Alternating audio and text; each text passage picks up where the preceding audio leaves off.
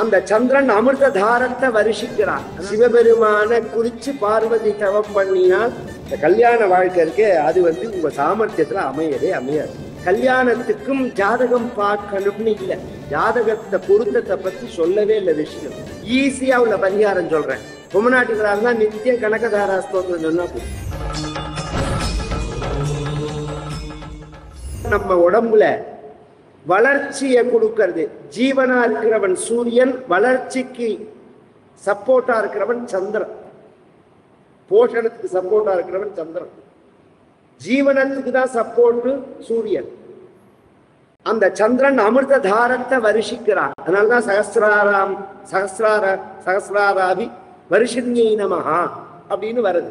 அந்த சகசிராரத்துல உட்கார்ந்து அமிர்தத்தை வருஷிக்கிறார். ரெண்டு பேரும் அந்த சந்திரனுடைய வடிவமா இருந்து அமிர்தத்தை கொடுக்கிறவர்களா சகசிராரத்துல இருக்கிறதுனால கலாபியாம் சூடாலங்கிருத சசிகலாபியாம். அதுக்கு அடுத்தது நிஜதம பலாபியாம். ஒத்தருக்கு ஒத்தர் தவம் பண்ணி அடைச்சவர்கள் தான்.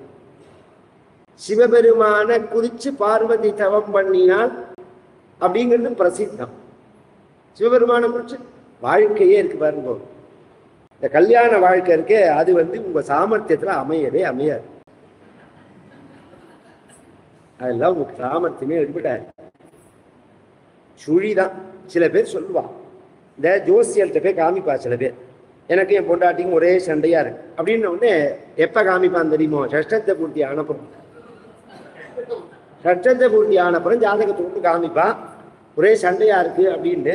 அதுக்கு இவன் காமிச்சதை விட ஒரு விசேஷம் சொல்றான். அதுல அதுக்கு அந்த ஜோசியர் சொல்லுவது, இந்த ஜாதகமே பொருந்தாது, இதை யார் சேர்த்தான்னு கேட்பறது. இந்த ஜாதகமே பொருந்தாத ஜாதகம் வச்சு இவனை சொல்றதா அவனை சொல்றதா. ஜாதகம் 3-4 சமயம் தான் பார்க்கணும். எப்ப பாரு அதை போட்டு நோண்டிட்டே இருக்கக்கூடாது. குழந்தை பிறந்தா ரஃபா எழுதி வச்சுக்கணும், பாலாரிஷ்டம் இருந்தா பார்க்கணும், மற்றதெல்லாம் நாள் பார்க்கறது வேற. கல்யாணத்துக்கும் ஜாதகம் பார்க்கணும்னு இல்லை, ஜாதகத்தை பொருத்தத்தை பத்தி சொல்லவே இல்லை விஷயம். என்ன இப்படி சொல்றேன்னா பிரமாணம் சொல்றேன். பந்துஷ்டீல லட்சண சம்பன்னாம் அரோகாம் உபயச்சேதா பந்துஷ்டீல லட்சண சம்பன்ன ஸ்ருதவான் அரோக இதிவர சம்பத். ஆபஸ்தம்பரோட சூத்திரம். அங்க அவர் பந்துக்கள்னு தான் சொல்றாரு. உனக்கு தெரியாத பொண்ணை கல்யாணம் பண்ணாதேங்கிற. நீ உனக்கு தெரிஞ்ச பொண்ணா இருக்கணும். ஃபர்ஸ்ட் சர்க்கிள்ல கல்யாணம் பண்ண கூடாது. இந்த ரிலேஷன்ல ஃபர்ஸ்ட் சர்க்கிள்ல கல்யாணம் பண்ணக்கூடாதுன்னு சாஸ்திரம் சொல்றது. அதை நம்ம நடைமுறையில வச்சுக்கிறது இல்லைன்னு வச்சுக்கோங்களேன். ஆனா சாஸ்திரம் சொல்றது, இன்னைக்கு டாக்டர் எல்லாம் சொல்றான் நெருங்கின ரெட் ரிலேஷன் பிளட் ரிலேஷனை கல்யாணம் பண்ணக்கூடாது. அது சாஸ்திரமே சொல்றது. பந்துக்கள்ங்கிறாலே அடுத்ததுதான் வருவார். அந்த மாதிரி சர்க்கிள்ல வரும்போது நாம சின்ன வயசுல இருந்து பார்த்து பழகி அந்த கோத்திரம் சௌலம் சீலம் சௌசீல்யம் என்ன புத்தி லட்சண ஔதாரிய ரூபசீல குணாசிரயாம்.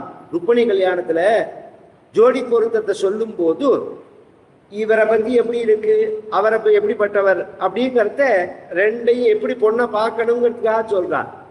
தாம் புத்தி லட்சண ஔதாரிய ரூபசீல குணாசிரயம், இதுதான் பார்க்கணும். நல்ல புத்திசாலியா இருக்கணும், லட்சணமா இருக்கணும். லட்சணம் வேற, அழகு வேற. உன் வாழ்க்கை எப்படி அமையணுங்கிறது நீ பிறக்கிறதே தீர்மானம் ஆகிறது. உனக்கு பொண்டாட்டி இப்படிதான், நீ எந்த ஜாதகத்தை செலக்ட் பண்ணாலும் இப்படிதான். அதை எப்படி சரி பண்ணிக்கிறதுன்னு யோசனை பண்ண.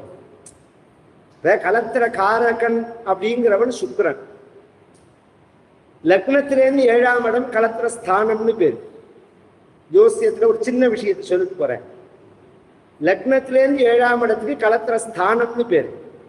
கலத்திர காரகன் வேற, கலத்திர ஸ்தானாதிபதி வேற. புத்திரகாரகன் குரு, மனக்காரகன் சந்திரன், பிதிர்காரகன் சனி, ஆத்மகாரகன் சூரியன்,